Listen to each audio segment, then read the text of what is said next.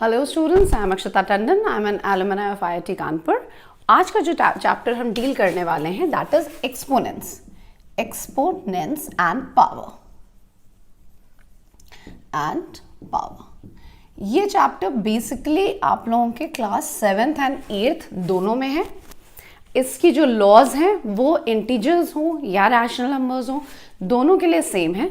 In class 7th generally आप लोगों ने डील किया था इंटीजर्स से कि इंटीजर्स में अगर पावर्स ज़्यादा लगी हुई हो तो हम उसे कैसे डील करेंगे। क्लास 8th में आके वही जितनी भी लॉज हैं इंडिसेस की या एक्सपोनेंट्स की, वो सारी लॉज एप्लीकेबल हमने देखा था कि किस तरह से होती हैं रैशनल नंबर्स के लिए। तो हम दोनों का मिक्स आज डील करेंगे। Basically we will deal with rational numbers, but हम इंटीजर्स के भी एग्जांपल्स लेंगे। तो अगर you are in class 7th और you are in class 8th, ये लेक्चर दोनों के लिए है। एक्सपोनेंट्स हो, पावर हो, इंडिसेस हो, they all are the same things. ठीक है, so let's begin the lecture. देखो, सबसे पहले एक्सपोनेंट्स आया क्यों, मतलब एक्सपोनेंट्स का मतलब क्या है वो समझो। Suppose there is one quantity x, एक क्वांटिटी है x कुछ भी। अगर हम x plus x plus x plus x करें तो क्या आएगा हमें? x, 2x, 3x, 4x। The answer will be 4x। तो बेसिकली अगर हम x को n टाइम्स ऐड करें तो हमें क्या मिलना चाहिए? 9x मिलना चाहिए। We will get nx। Similarly, अगर हम x को, हमारे पास कोई क्वांटिटी है जो हमें x से मल्टीप्लाई करनी है, तो x into x into x into x, एक बार, दो बार, तीन बार, चार बार, तो you get x to the power 4। ठीक है। सिमिलरली अगर x हमारा हम n टाइम्स मल्टीप्लाई करें, हम x को n टाइम्स मल्टीप्लाई करें, so you get x to the power n। और इस तरह से जब हम लिखते हैं तो वी से कि हमने एक्सपोनेंट फॉर्म में लिखा है। We have written it in exponent form where x will be known as the base and your n will be known as the exponent. तो ये बेसिक फंडामेंटल इसका है कि जब सेम नंबर हम कई बार मल्टीप्लाई कर रहे हैं तो जितनी बार मल्टीप्लाई कर रहे हैं that goes into the power, और जो नंबर हम मल्टीप्लाई कर रहे हैं that forms the base of your number. ठीक है, और एडिशन में ये होता है एंड मल्टीप्लिकेशन में ये होता है। नाउ जैसे फॉर एग्जाम्पल अगर तुम -5 ले लो, -5 को अगर तुम 3 बार मल्टीप्लाई कर दो, if we multiply -5 3 times, 3 bar, thrice we are multiplying it, तो it simply becomes, बेस क्या है हमारा? -5। कितनी बार मल्टीप्लाई किया? एक बार, दो बार, तीन बार। सिंपल। कोई भी रैशनल नंबर ले लो, 7/8 इंटू 7/8 इंटू 7/8 इंटू 7/8, तो बेस क्या है हमारा? 7/8। जो भी इस ब्रैकेट जो नंबर लिखा हुआ है वो जो रिपीटिंग यूनिट है, तो रिपीटिंग यूनिट क्या है? 7/8। 7/8 बार बार क्या रिपीट हो रहा है? 7/8 रिपीट हो रहा है ना। तो जो रिपीटिंग नंबर है that is 7/8 that forms the base. और कितनी बार रिपीट हुआ? एक बार, दो बार, तीन बार, चार बार। This forms your exponent. ठीक है। अच्छा, अब यही चीज अगर हम लिखें एक रैशनल नंबर के लिए जो कि है p/q फॉर्म में, p/q, जैसे 7/8 हमने लिखा था वही चीज हमने लिख दी p/q फॉर्म में टू द पावर m। ठीक है, so this can be written as p to the power m upon q to the power n। जो नंबर्स हमने जब डिवाइड किए, एक रैशनल नंबर लिखा, rational number total to the power of something, it can be written as the numerator to the power of this exponent and the denominator to the power of this exponent। इसको जैसे कोई भी example ले लो, take the example suppose 2/3 हमने लिया और m ले लो 2। ठीक है, लेट्स प्रूव इट। अगर इसको हम देखें तो क्या आना चाहिए? ये 2/3 का स्क्वायर, 2/3 का स्क्वायर शुड बी 4/9। अब आ जाओ इस पे, 2/3 स्क्वायर को हम लिख सकते हैं 2 square upon 3 square, so this becomes equal to 4/3 square is 9। Both the answers are equal. That means any rational number the whole to the power of m can be written as the numerator to the power m divided by the denominator to the power m। जैसी भी हमारी requirement होती है हम उस हिसाब से उसे चेंज कर लेते हैं। अगर हो सकता है मैं इस फॉर्म में दिया हो तो हम इस फॉर्म में कन्वर्ट कर लेते हैं, हो सकता है मैं इस फॉर्म में दिया हो तो हम इस फॉर्म में कन्वर्ट कर लेते हैं। All we need to know is कि फ्रैक्शन का अगर कोई पावर है लगा हुआ, टोटल फ्रैक्शन का कोई पावर लगा है, तो हम न्यूमरेटर का सेम पावर दे सकते हैं, डिनोमिनेटर को भी सेम पावर दे सकते हैं उसमें। ठीक है, नाउ लाइक अगर हमारा एक एग्जाम्पल हम लें -3/4 का क्यूब, हमें निकालना है -3/4 का क्यूब, तो what can we do is हम क्या कर लेंगे, -3 को क्यूब अपॉन 4 का क्यूब, ठीक है, अपॉन 4 का cube. This gives you -3 into -3 into -3 upon 4 into 4 into 4। This gives you -3 into -3 gives you +9, and +9 multiplied with -3 gives you -27, divided by 4 into 4 gives you 16, 16 into 4 gives you 64. So basically this is equal to -27 upon 64। कभी भी कोई minus sign अगर लगा है और power हमारी odd है तो आंसर इज ऑलवेज नेगेटिव। ठीक है, कभी भी नेगेटिव साइन है, बेस में अगर नेगेटिव साइन है, if the base has a negative sign and it is raised to the power of something odd number, of some odd number, then the answer is always negative. जैसे अगर हमसे कहा जाए -27 upon 512, write it in the exponent form, तो हम ये कैसे लिख सकते हैं, we know -27 can be written as -3 into -3 into -3, अभी हमने देखा, and 512 can be written as 8 into 8 into 8। ठीक है, तो मतलब क्या हुआ, -3 to the power 3 upon 8 to the power 3। और फाइनली जब हमने जो फॉर्म लिखा था that was p/q whole to the power m is equal to p to the power m q to the power m। तो अभी हमारे पास किस फॉर्म में, इस फॉर्म में, we have that number in this form, तो इस फॉर्म में कन्वर्ट कर लो।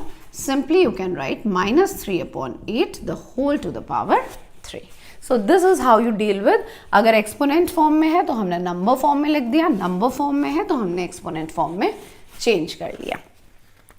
अच्छा, रेसिप्रोकल की अगर बात करें, let's talk about the reciprocal now.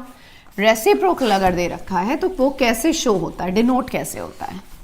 कोई भी हमारा नंबर है, सपोज p/q एक रैशनल नंबर है, p/q अगर उसमें -1 लगा हुआ है, so this denotes the reciprocal, this denotes the reciprocal of that number. That means ये क्या हो जाएगा, q/p।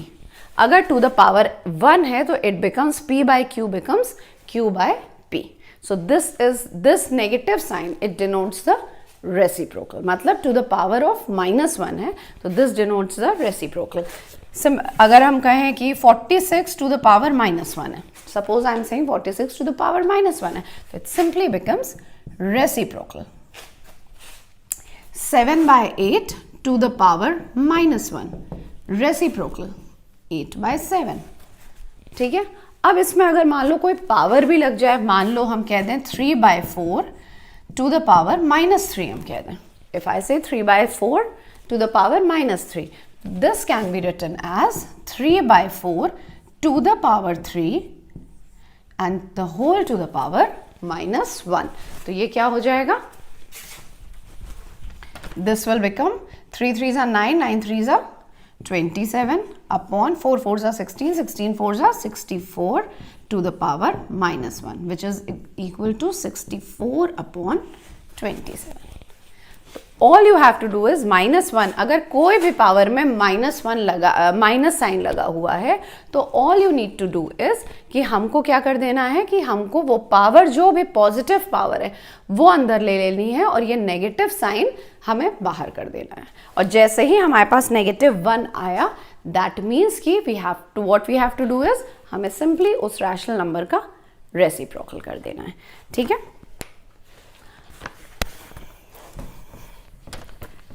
next are certain laws of exponents. Let's do some laws of exponents.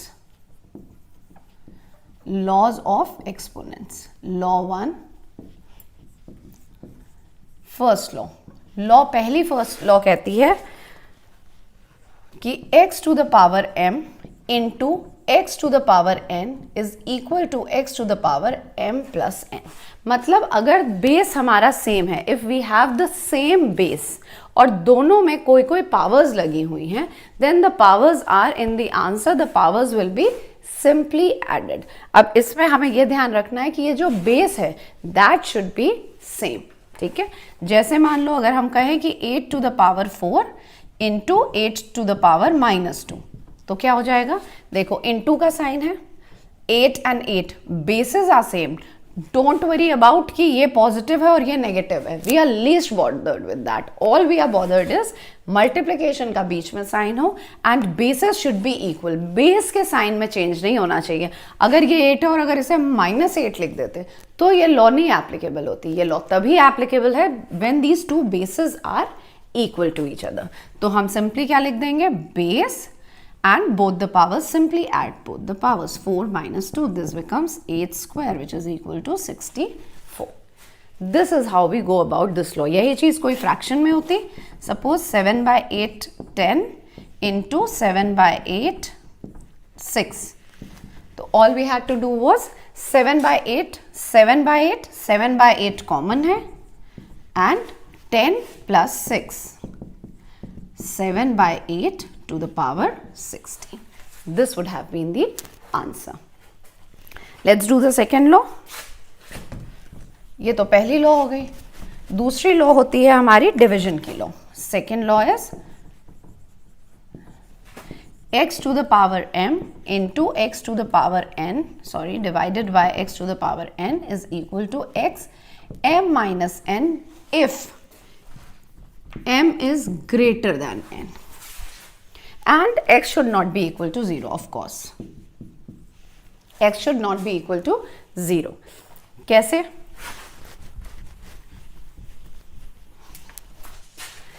ये पॉइंट क्यों इंपॉर्टेंट है कि x should not be equal to 0? Because ये हम लिख क्या रहे हैं? We are actually writing x upon x to the power m divided by x to the power n. ठीक है, अगर तुम x 0 ले लोगे तो ये हमारा जो डिनोमिनेटर का टर्म है वो भी 0 हो जाएगा और जो न्यूमरेटर का टर्म है वो भी 0 हो जाएगा और हमारा fraction will reduce to 0 upon 0 form. और क्या 0 अपॉन 0 फॉर्म का कोई मीनिंग होता है? नो, कोई मीनिंग नहीं होता है. तो that is why we say कि x should not be equal to 0. So x to the power m upon x to the power n can be written as x m minus n जब m greater than n हो. क्यों है ये चीज? जिससे हमें x की यहाँ पे जो मिले वो पॉजिटिव पावर मिले. When m is greater than n तो हमें क्या मिल रही है? यहाँ पे पॉजिटिव पावर मिल रही है. यही चीज जो तीसरी लॉ होती है हमारी, उसमें हम लिख देते हैं x m divided by x n is equal to 1 upon x n minus m when m is less than 0. and again x should not be equal to 0. जब x m divided by x to the power n is equal to, अगर m हमारा less than n है, mind you m is less than n, तो उस case में हम क्या करेंगे? 1 अपॉन x n माइनस 1 लिखेंगे. Again just to attain the positive power. इसके अगर हम न्यूमेरिकल करें सेकेंड एंड थर्ड लॉ के, सपोज वी हैव 7 by 8, कोई और ले लेते हैं, 3 by 4 to the power 10 divided by 3 by 4 to the power 7. क्या है? m ग्रेटर है या n ग्रेटर है? योर m, ये m है, ये n है, तो m is greater than n. m is greater than n, तो हमें क्या मिलेगा? x m minus n, 10 minus 7, that is x cube. तो x क्या है? 3 by 4. x क्या है? 3 by 4. सिंपली. ठीक है, अगर हम ले लें -5 by 3 whole to the power 7 divided by -5 by 3 whole to the power 8, ये ले लिया. अब क्या होगा? अगर तुम अब m और n देखो तो n अब की बार हमारा बड़ा है m से. So all you have to do is 1 upon -5 by 8 n minus m, 8 minus 7, 1 upon -5/8 to the power 1. अब ये 8 ऊपर चला गया, the answer is -8/5. This is your answer. I hope you are getting it. कि अगर हमें check करना है कौन सी पावर बड़ी है, अगर m की पावर बड़ी है, जो न्यूमरेटर है उसकी पावर अगर बड़ी है तो सिंपली हमें न्यूमरेटर में ही मिल जाएगा. अगर डिनोमिनेटर की पावर बड़ी है तो आंसर हमारा डिनोमिनेटर में आएगा. इस पर अभी हम बहुत अच्छे अच्छे क्वेश्चंस कई करेंगे. We will do certain questions. Now let's go to the fourth law. This much is clear I guess. Let's go on to the fourth law. Fourth law कहती है xm to the power n. x to the power m and this whole to the power n will always give you xm into n. अगर इस तरह से लिखा हुआ है तो it becomes x to the power mn, the product of the powers. Now never confuse this law, law 1 with law 4. Never confuse law 1 with law 4. Why? Because it has two bases. यहाँ पे दो अलग अलग base, दो the bases are equal. Bases equal है but दो बार लिखे हुए हैं with a multiplication sign in between. But in this case एक सिंगल बेस है जिसका हमने कोई पावर ले रखा है और फिर उसको टोटल को एक पावर दे रखा है. Then this law is applicable. Like for example -3 to the power 2 the whole to the power 3. अगर ऐसा है तो what you can write is, पहले तो -3, this is your base, 2 3s are 6. Simply this will be your answer. And what is 3 to the power 6? -3 into -3 into -3 into -3 into -3 into -3. Minus minus positive, minus minus positive, minus minus positive. Answer will be positive. And then you can obviously calculate 3 3s are 9, 9 3s are 27, 27 3s are 81. 81 into 3 is 243 and 243 is 3 3s are 9, 12, 3 2 are 729. So your answer is 729. So this is how you go about such kinds of laws. फिर अगर कोई मान लो question दे दें हम 4/5 3 times and this into -2. ठीक है, 4/5 to the power 3 and the whole to the power -2.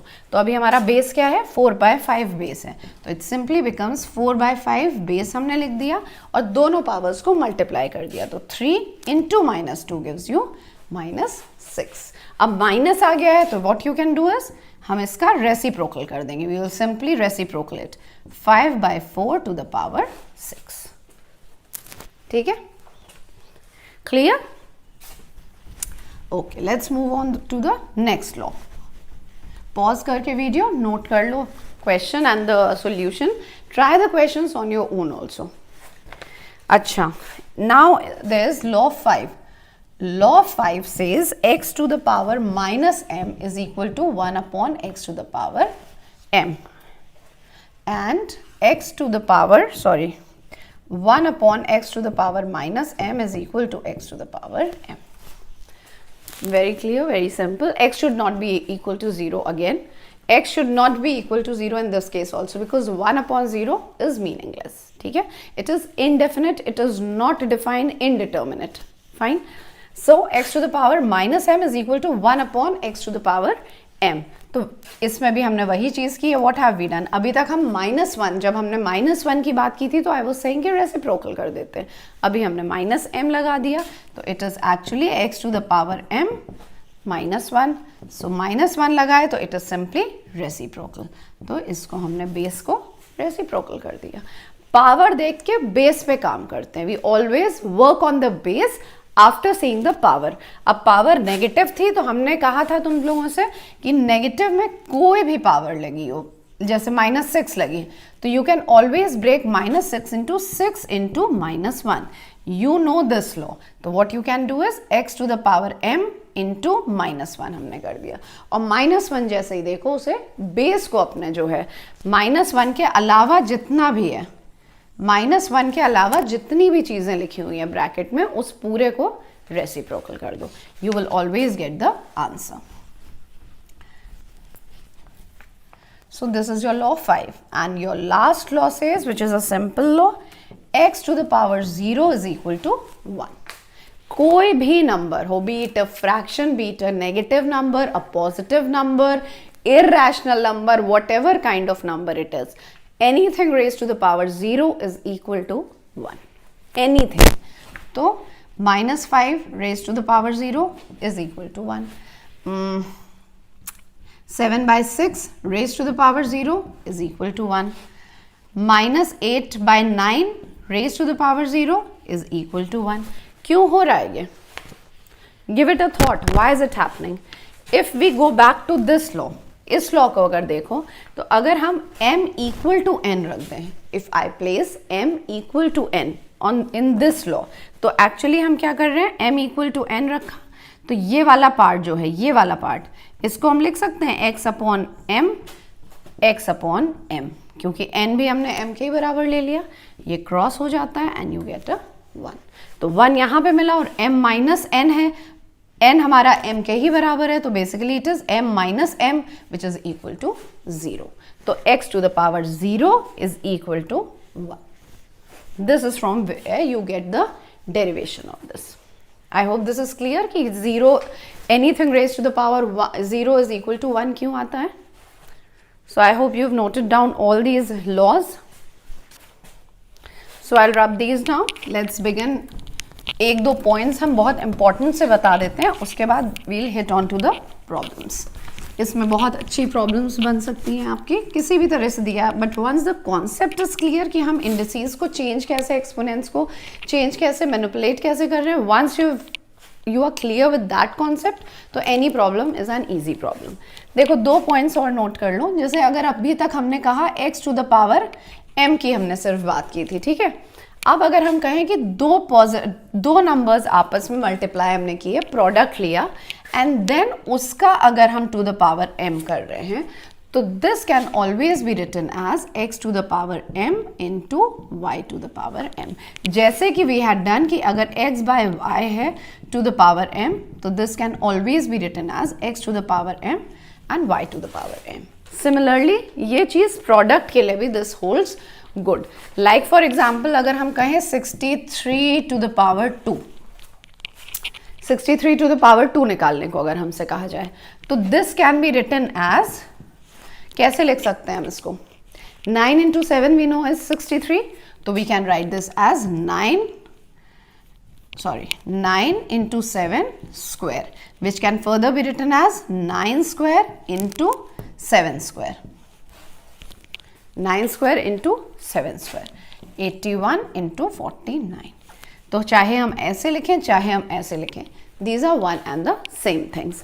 कि जो अंदर का प्रोडक्ट है हम उसको इंडिविजुअल उसके एलिमेंट्स के पावर में भी लिख सकते हैं. लाइक 42 अगर हम कहें 42 to the power 5, तो this can always be written as 6 into 7 to the power 5. 6 7 से 42 होता है. अब हमें क्या फॉर्म मिल गया, ये फॉर्म मिल गया, 6 और 7 x and y, तो हम लिख सकते हैं 6 to the power 5 into 7 to the power 5. ठीक है, so just note this points. अच्छा, एक तरीका और होता है फ्रैक्शनल इंडिसेस को लिखने का. वी हैव सम फ्रैक्शनल, अभी तक तो हम पॉजिटिव इंडिसेस की बात कर रहे थे. अगर हम कहें कि हमारे जो एक्सपोनेंट्स हैं वो फ्रैक्शन में हमें दे रखे हैं, then how will we deal with such problems.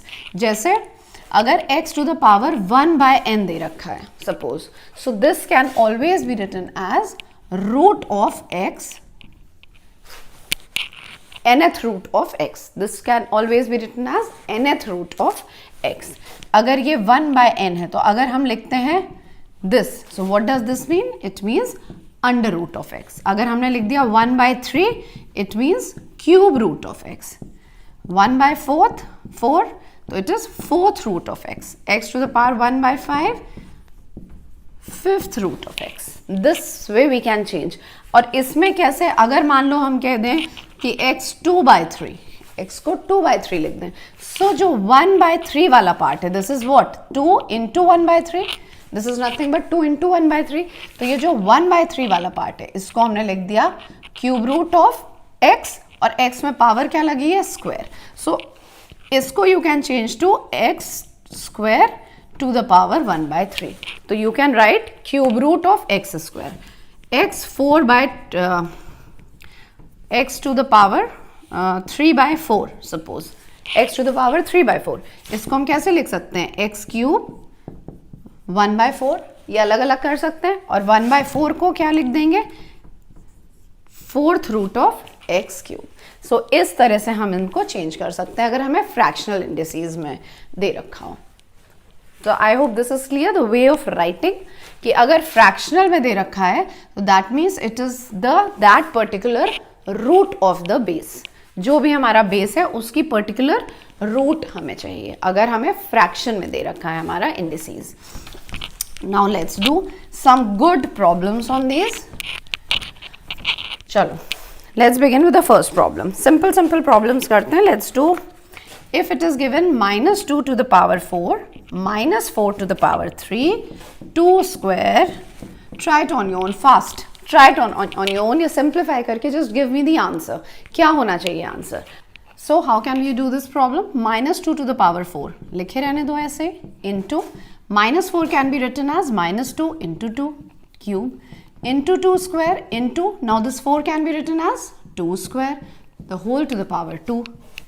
-2 to the power 4 into, अब हम लोगों ने अभी क्या लो की थी? x to the power m, x y to the power m is equal to x to the power m y to the power m. Apply कर दो यहाँ पे, it becomes -2 to the power 3, 2 to the power 3 into 2 square into 2 to the power 2 2s are 4. अब जितने भी -2 वाले base हैं उनको साथ कर दो, +2 वाले अलग कर दो. -2 to the power 4 plus 3 7 into 2 to the power 3 plus 2 plus 4 gives you a +9. So this is how you solve such kinds of problems.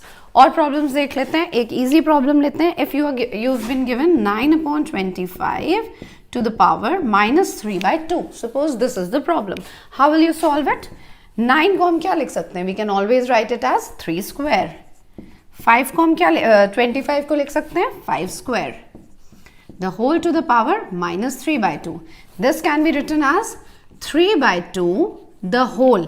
अब हमें पता है p to the power m upon q to the power m can be written as p by q the whole to the power m. तो इसको हम कैसे लिख सकते हैं? The whole to the power m. और क्योंकि ये this is inside the bracket, this is outside the bracket, so it will simply be multiplied with this power. 2 cancels out. You are left with 3/2 to the power -3. और क्योंकि -3 आ रहा है तो we know कि minus है तो reciprocal हो जाएगा. So you get this as 2/3 cube. That is equal to 8/27. Just note it down. I hope this is very clear. Easier problems these are. Clear? Okay, let's hit on the next problem now. It says हमें x, y, z में दे रखा है and we have to simplify and get the positive powers of x, y and z. Suppose this is x cube, y to the power 4, z to the power 7, 6, x to the power 3, y to the power -5 and z to the power 9. Suppose this is given to us and we have to write x, y, z only in their positive powers. Let's do it. 9/6, चाहे 9/6 लिख दो या 3/2 लिख दो, no problems. x मत लिखो अभी, just draw the line. अब एक एक करके देखो. x ऊपर नीचे है, नीचे वाला x का पावर बड़ी है because this is +3 and this is -3. तो हमारा x ये नीचे आएगा. पावर क्या लगेगी? n minus m. n minus m. This is 6. तो x to the power 6. Next is ऊपर की पावर, ऊपर वाले की power is greater, that is m is greater. So this will go in the numerator. तो 4 minus of -5 gives you y to the power 9. z नीचे की power is greater, तो नीचे ही आ गया. 9 minus 7 gives you a 2. So this is how we write in positive powers of x, y and z whenever required. हमें ये देखना होगा कि न्यूमरेटर डिनोमिनेटर में किसकी पावर ज़्यादा बड़ी है. That's all we have to see. जिसकी पावर ज़्यादा बड़ी होती है, अगर न्यूमरेटर की पावर इज बिगर तो हमारा जो वेरिएबल है that will come in the numerator. Denominator की पावर बड़ी है तो डिनोमिनेटर में आ जाएगा. अच्छा, अगर हम तुमसे कहें x to the power m is equal to x to the power n, क्या कमेंट कर सकते हैं इस स्टेटमेंट पे हम? We can comment if the basis are equal then automatically the powers are also equal, but here x should not be equal to 1. क्यों नहीं होना चाहिए? क्योंकि अगर हम -1 टू द पावर 3 लिखें एंड हम -1 टू द पावर 5 लिख दें तो दोनों केसेस में हमें आंसर क्या मिल रहा है? -1 मिल रहा है. ठीक है, तो -1 ही मिल रहा है. या तुम 1 टू द पावर 4 लिखो एंड 1 टू द पावर 3 लिखो, दोनों में आंसर क्या मिल रहा है? 1 ही मिल रहा है हमको. तो that is why we can not use x equal to 1 और -1. This law holds good only when x is not equal to 1. अगर बेसेस इक्वल हैं then obviously the exponents are also equal. And why? Because suppose हमने लिखा y5 square is equal to 5 to the power x, ये क्या हुआ? 25 is equal to 5 to the power क्या होगा? क्या 5 की 2 के अलावा कोई और पावर पे we will get 25? No, this has to be 2. This has to be 2. That is why we say that if the bases are equal then the powers also need to be equal. Like for example एक question अगर हम करें 5 cube is equal to 5 2n minus 1 and you are asked to find out the value of n. What will be the bases are equal? Equate the powers. 2n minus 1 is equal to 3, so your n is equal to 2. 1 उधर गया, it becomes 3 plus 1 4. 4 divided by 2 is 2. So this is how you deal with such kinds of problems जिसमें हमको n की value निकालनी होती है. Just copy it down. I hope you've understood the concept. Okay, let's hit another problem. इसी तरह की एक और प्रॉब्लम हम लोग करते हैं जिसमें हमें n की वैल्यू निकालनी है. See, x to the power 2n minus 3 into x square n plus 1 x to the power 4 minus 3.